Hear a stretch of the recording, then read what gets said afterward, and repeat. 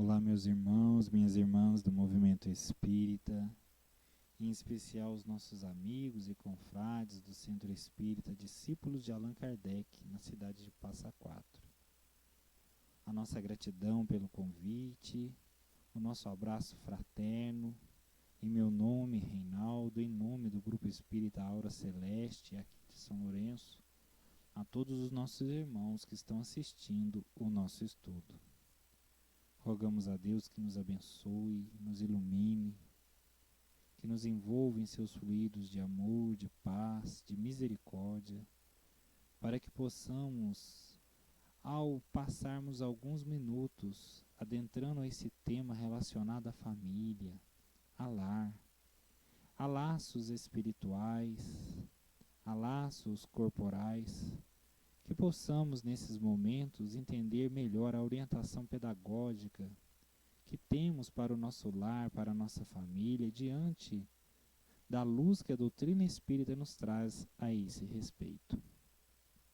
Precisamos entender, a princípio, a importância da família.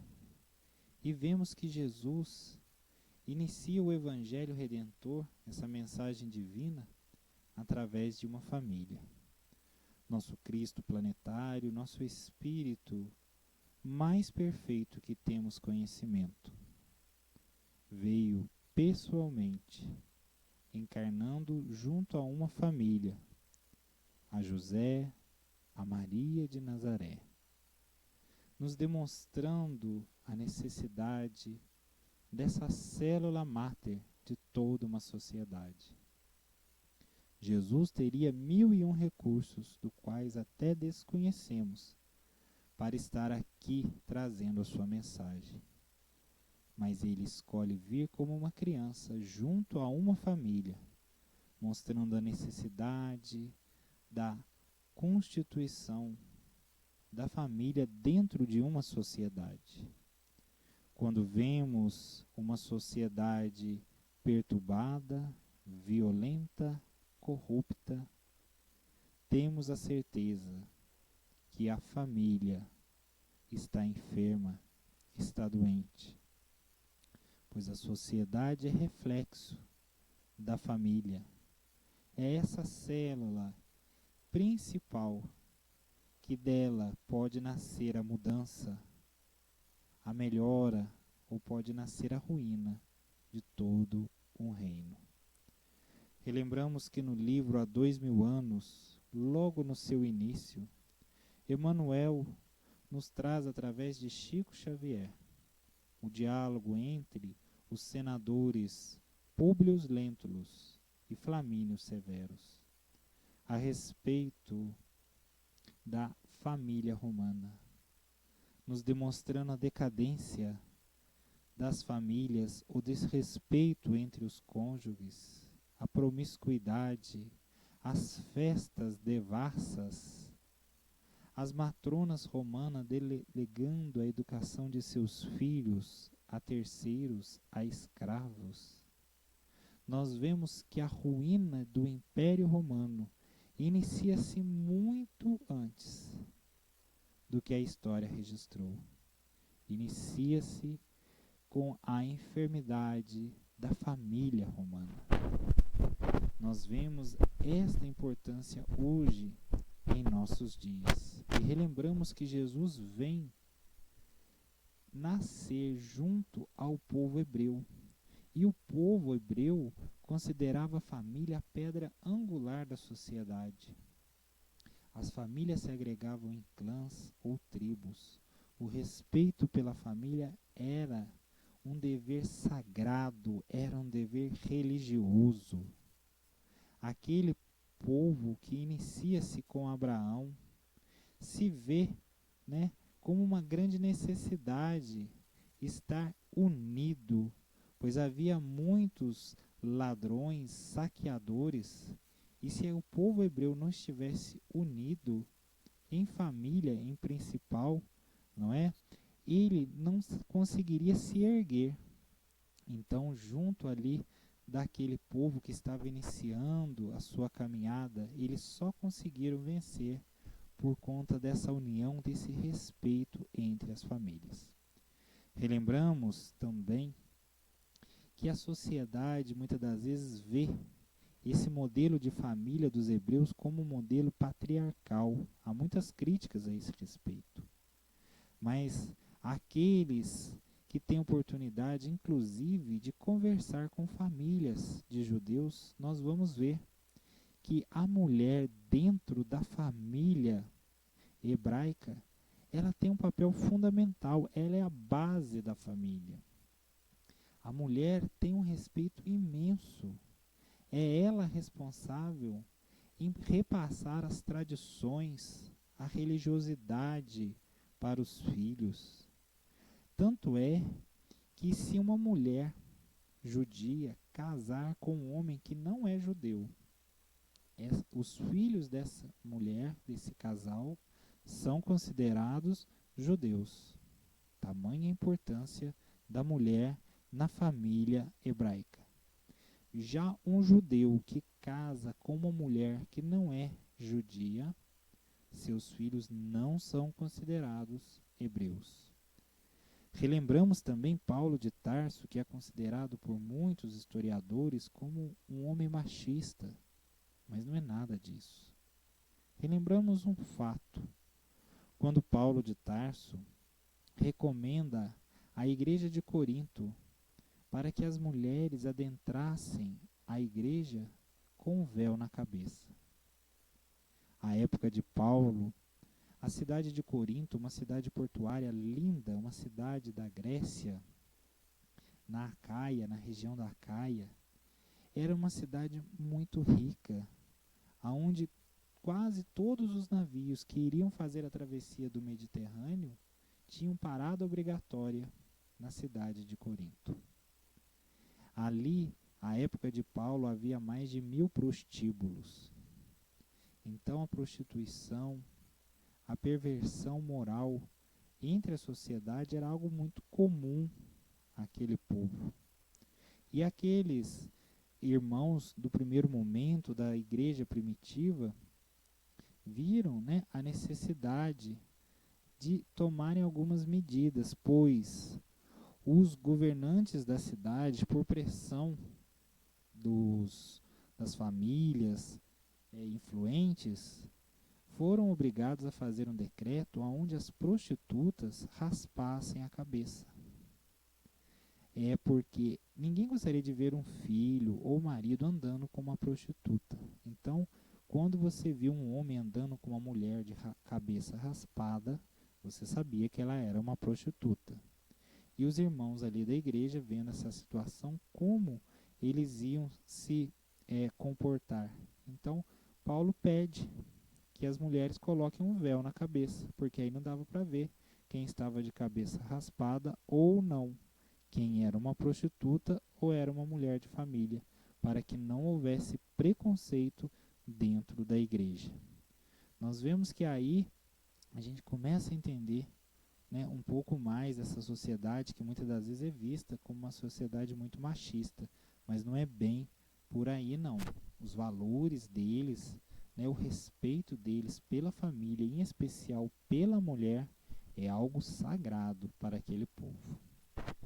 Vamos começar as nossas noções também de família corporal e família espiritual, iniciando as nossas considerações a respeito da família espiritual. A família espiritual é constituída por sintonia. Iremos ter espíritos afins a nós, que vibram, que trazem os mesmos conceitos, filosofias, proceder. Aí no plano espiritual reencontraremos esses nossos irmãos, porque no plano espiritual a regra que nos une é a sintonia, não há outra regra. Jesus incita essa questão no capítulo 3 do Evangelho de Marcos, no versículo 33 a 35, naquela célebre passagem onde ele diz: quem é minha mãe, quem são meus irmãos? Minha mãe e meus irmãos são os que ouvem a palavra de Deus e as põem em prática. Quem é a família de Jesus? todos aqueles que ouvem a palavra de Deus e põem em prática. Jesus estava concitando aos homens a essa reflexão. Quem afinal é a minha família? A minha família espiritual é aqueles que estão em sintonia comigo. No caso de Jesus, um espírito que ouve as palavras do Pai e a coloca em prática. Bom, vamos relembrar o caso de Tobias no livro Nosso Lar. Livro que muitos espíritas dizem que já leram muitas das vezes, mas não conseguem em muitas situações extrair as lições que André Luiz nos traz. Nós vamos ver no capítulo 38, sobre o título O Caso Tobias. Tobias é um amigo de André Luiz, um trabalhador da colônia de Nosso Lar, que convida André Luiz a fazer uma visita à sua casa na colônia. O Tobias casou-se muito jovem com a Hilda. É a senhora que apresenta uma aparência um pouco mais madura junto à casa de Tobias. Ela faleceu e ficou muito agarrada ao marido e ao casal de filhos. Imagina, né? A gente casa, tem um casal de filhos construindo a vida cheio de sonhos, de planos, e a gente desencarna. Será que vai ser fácil desagarrar, né, da família, dos filhos, do marido? A gente não está aqui para julgar ninguém, mas a gente sabe que não é fácil, de forma alguma. A ex-esposa teve muitas dificuldades para aceitar o segundo casamento do ex-marido com a Luciana, que era bem mais jovem. André Luiz fica surpreso ao saber que o amigo Tobias morava no mundo espiritual com as duas mulheres que haviam sido suas esposas, em oportunidades diferentes na mesma existência física. André Luiz fica curioso e surpreso. Gente, o que está acontecendo? Porque no plano físico isso praticamente é impossível, mas nós vemos que no plano espiritual há leis de sintonia que formam essas famílias.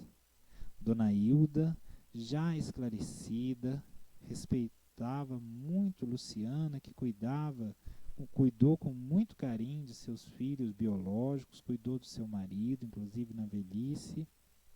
E nós vemos a Luciana também compreendendo o carinho, o amor que o Tobias tinha pela Hilda, né, do seu primeiro casamento. E a gente vê que no plano espiritual, nas esferas como em Nosso Lar, não há relações sexuais. As relações são de afeto, de carinho, de preocupação com o bem-estar do próximo. Daí vendo, né, a constituição de famílias, inclusive de formas diferentes das quais nós estamos habituados, pois muitas das vezes as famílias são ligadas aqui na Terra, no plano físico, por interesses materiais, atrações sexuais, físicas, e no plano espiritual há uma sintonia de corações que unem essas famílias. Nós vamos ver em A Vida Continua, livro também de André Luiz, o caso da Evelina, né, que muito cedo fica órfã, né, aos 2 anos. Ela tinha 26 anos, casada, num casamento muito infeliz, muito doente, aguardava uma cirurgia muito grave. O Caio Serpa, seu marido, né, um advogado um pouco mais velho do que ela, mantinha uma amante, uma vida, né, extraconjugal. Não havia sintonia de coração com a Evelina, né?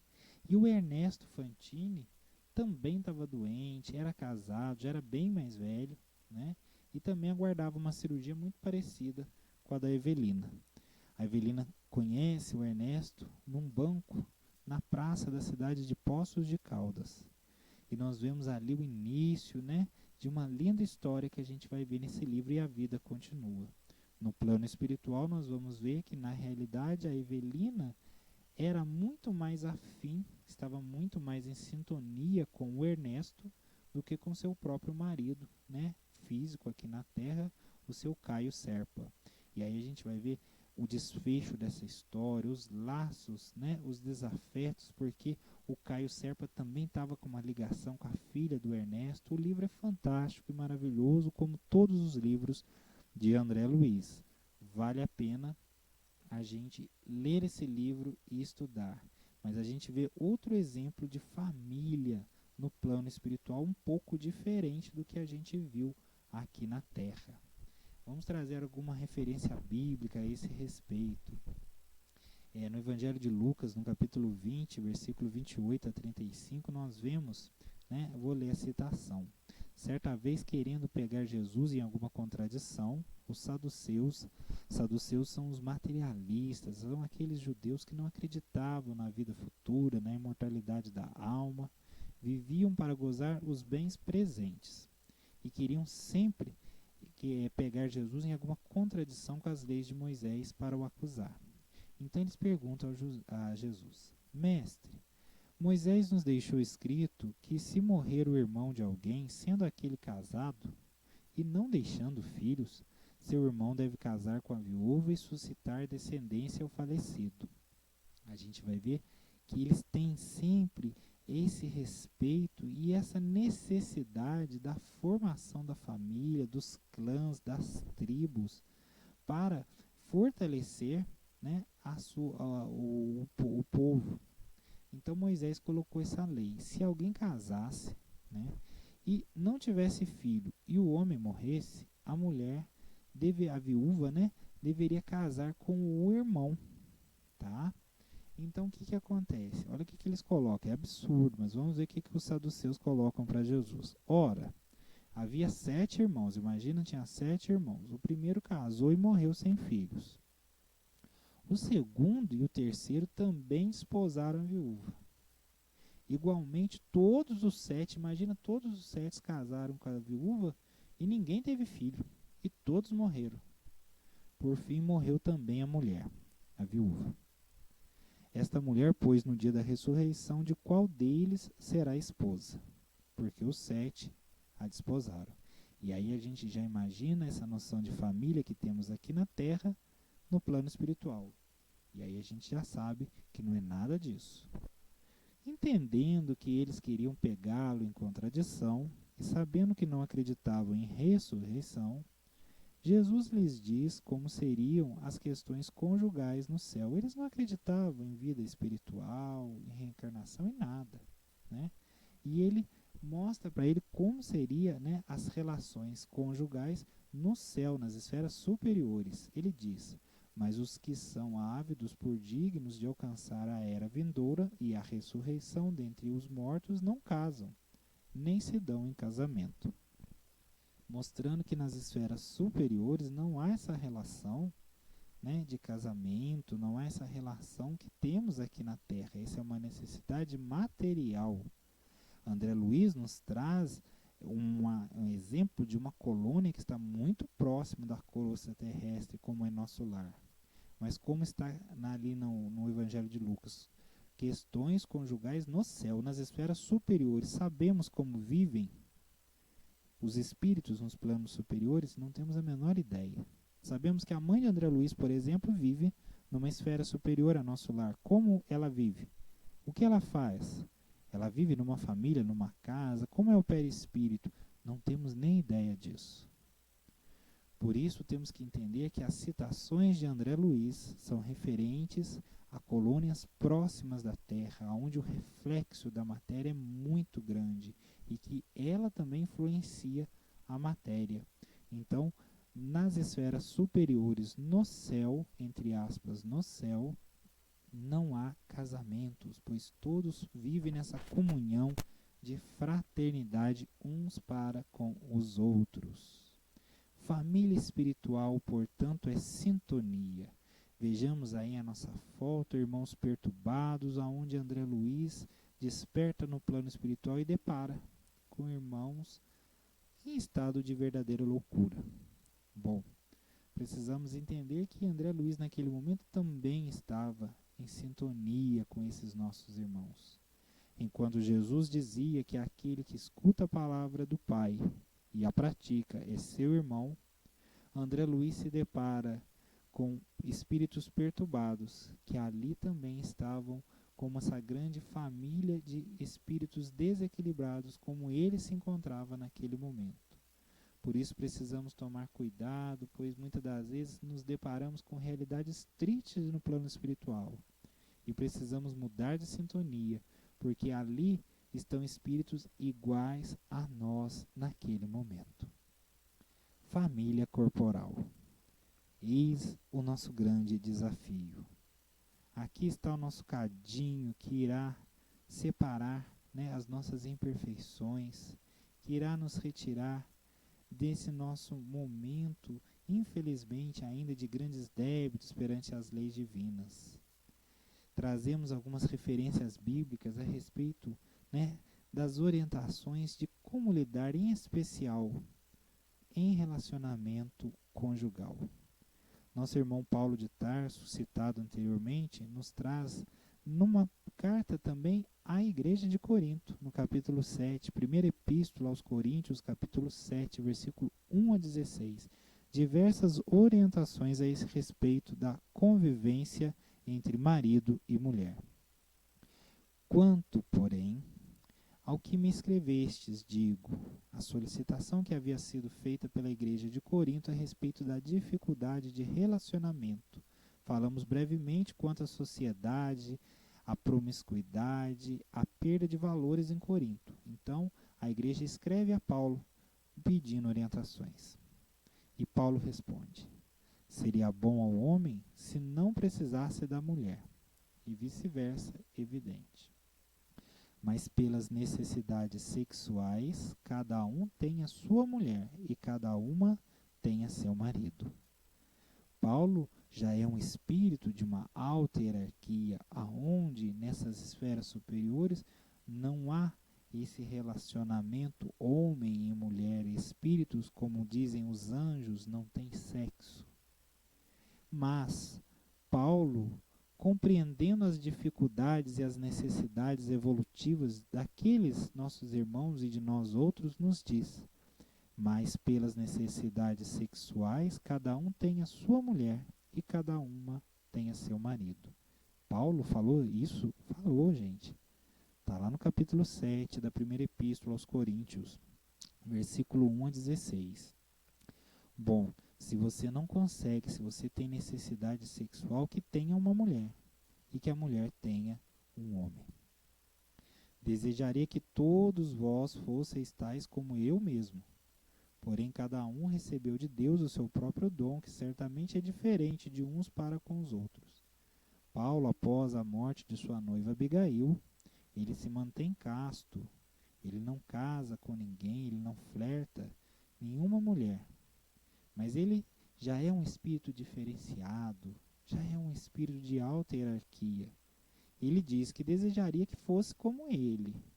Porém, ele compreende que Deus deu, a cada um um dom, que não estava errado, cada um tinha um compromisso aqui na terra. Digo também aos solteiros e às viúvas que lhes é bom se permanecerem assim como eu.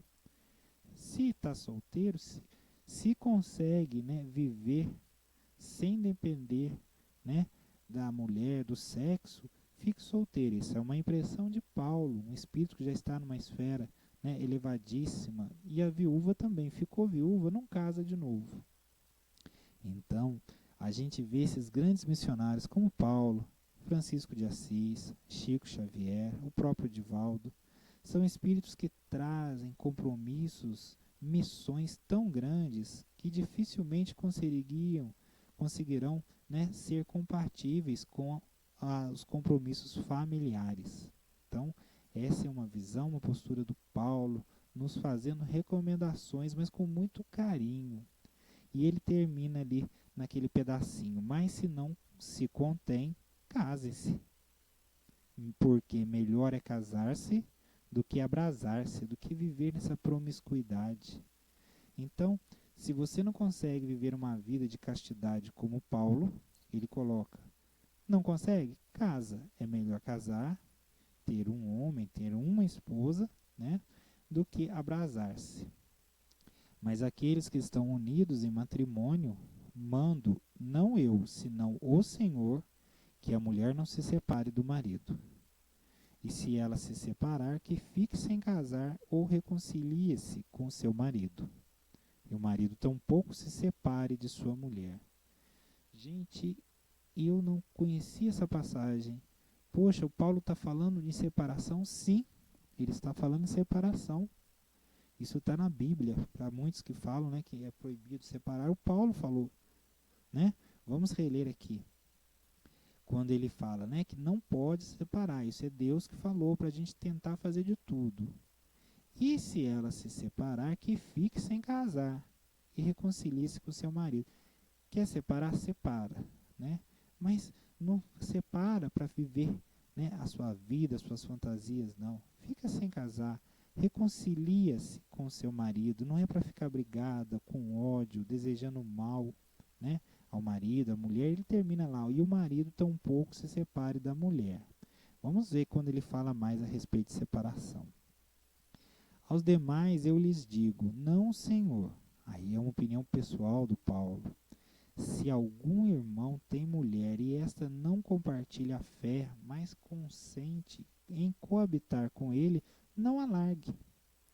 E se uma mulher com fé tem marido que não lhe compartilha a fé, mas consente em coabitar com ela, não largue ela a seu marido, porque o marido sem fé é santificado pela mulher com fé, e a mulher sem fé é santificada pelo marido com fé.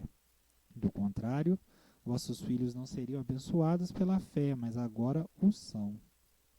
Nós vemos mais diversos casos dentro do movimento espírita onde a esposa tem essa fé, tem essa religiosidade e o marido não.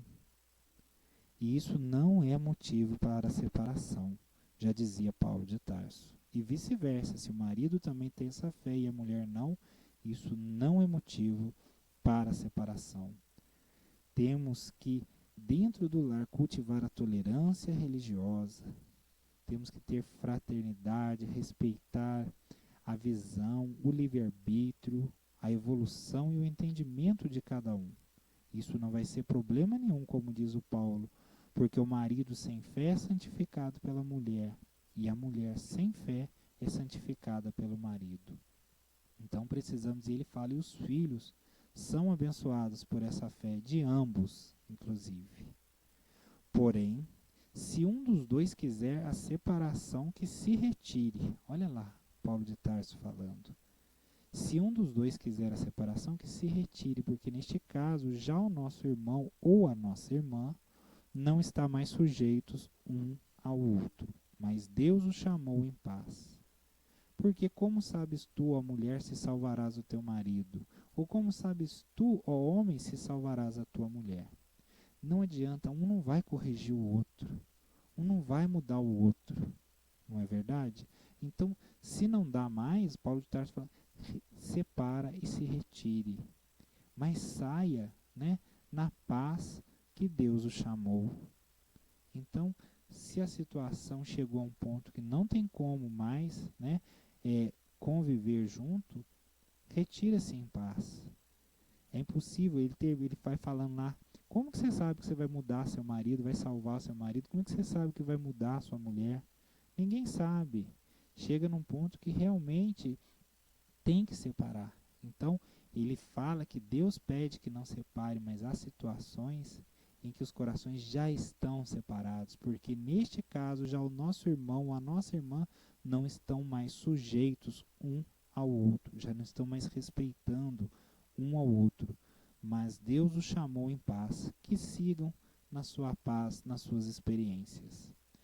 Família corporal ali nos traz, né, diante de nossa reencarnação, esses mecanismos de ajuste, de aprendizado. Quando nós trazemos um desequilíbrio às leis divinas, precisamos nós mesmos tomarmos em nossas mãos a responsabilidade desse reequilíbrio. É ali onde temos esse adiantamento moral, esse progresso espiritual. Não é justo que eu traga desarmonia a corações alheios e que outro traga essa harmonia. É preciso que perante a minha consciência eu também restitua, né, as leis divinas, a sociedade, esse equilíbrio, essa paz que eu mesmo fui responsável em perdê-la. Nós vemos que a lei é de amor e de misericórdia.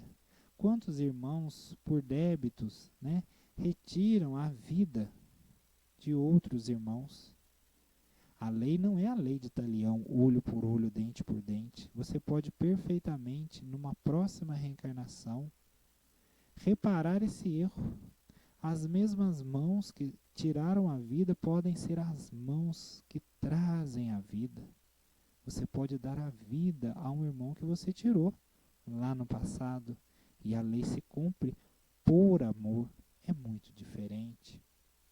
Há nesse processo também reencontro de corações afins. Vocês lembram a mãe de André Luiz contando a ele que estava programando uma reencarnação para reencontrar o seu marido e as duas amantes que estavam juntos no umbral? A mãe de André Luiz fazia diversas visitas nessas regiões de dor, de sofrimento, mas o marido jamais conseguiria sentir a sua presença. Então, muitas das vezes, reencontramos corações dentro de nossa família, corações afins, mas que estavam em situações, né, espirituais muito diferentes da nossa, impossibilitando o nosso contato, porque a gente, numa vibração inferior, muitas das vezes não consegue ter, né, a percepção, a sensibilidade para escutarmos, para vermos essas pessoas. Então, há essa beleza que acontece no plano físico. Nós temos que pensar dessa forma. No plano espiritual, como vimos anteriormente, é sintonia. Não tem como dar salto. A gente vê uma pessoa extremamente perturbada, cheia de vícios, ela não vai para uma colônia espiritual porque ela não vai conseguir se adaptar àquela realidade, vai perturbar os trabalhadores ali, não é verdade? E ela mesma vai se afastar. Agora, no plano físico, não. Temos a oportunidade de convivermos com diversos espíritos em diversas situações evolutivas. Quem de nós conseguirá no plano espiritual ter condição da presença, né, de Chico Xavier, como muitos tiveram convivendo com ele aqui na Terra? Não é verdade? Quantos de nós também temos, né, esses reencontros com corações afins que estavam em esferas inferiores? E trazemos, né, conosco essa esperança de conseguirmos resgatar o nosso passado, nossos erros, nossos débitos, por amor. São reencontros de corações comprometidos por erros e desafetos. Imaginemos nós outros levando, né, a corações ingênuos, trazendo conosco, né, a nossa inteligência para o mal. Esses nossos irmãos que se perdem pelos caminhos, aonde nós mesmos demos o nosso primeiro empurrão. É justo que numa próxima experiência ou próximas tenhamos a oportunidade, não é verdade, de revermos essas consequências funestas desses nossos atos, tendo dentro de nossa família corações comprometidos por nossos próprios erros. São desafetos que nós não sabemos justificar nesta vida. Por que eu estou passando por isso? É até bom que não saibamos, porque senão seríamos massacrados pelos nossos erros do passado. Mas há uma justiça, porque ali dentro do lar há um reencontro de corações comprometidos por erros e desafetos. Há um reencontro de um grupo de espíritos. A gente falou muito de marido e mulher, mas é um grupo de espíritos necessitados de lições em comum. A gente vê às vezes uma criança passando, né, tantas situações perturbadoras. E aí a gente vai ver hoje quantos filhos malbarateiam a oportunidade, né, de ter um pai e uma mãe equilibrada. Aqueles filhos que os pais tentam, se esforçam para trazer ao lar tudo, né, de bom em conceitos de religião, não deixam faltar nada e mesmo assim são filhos ingratos. Quantos terão que voltar como órfãos? Quantos terão que voltar com pais desequilibrados para que inconscientemente deem valor à oportunidade perdida naquela reencarnação onde os pais eram extremamente carinhosos, afetuosos, preocupados, e o filho, na sua ingratidão, acaba malbarateando essa oportunidade.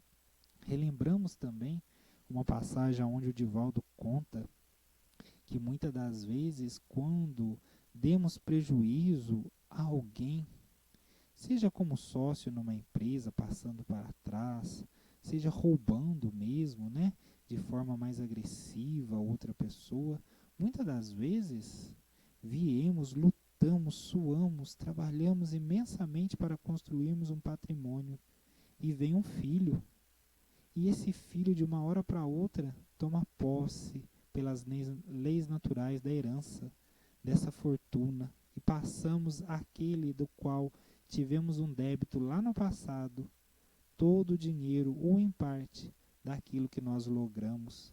É a lei do amor novamente dentro do lar, dentro dessa pedagogia, desse aprendizado. Porque todos nós estamos submetidos à mesma pedagogia de aprendizado, a família, o lar.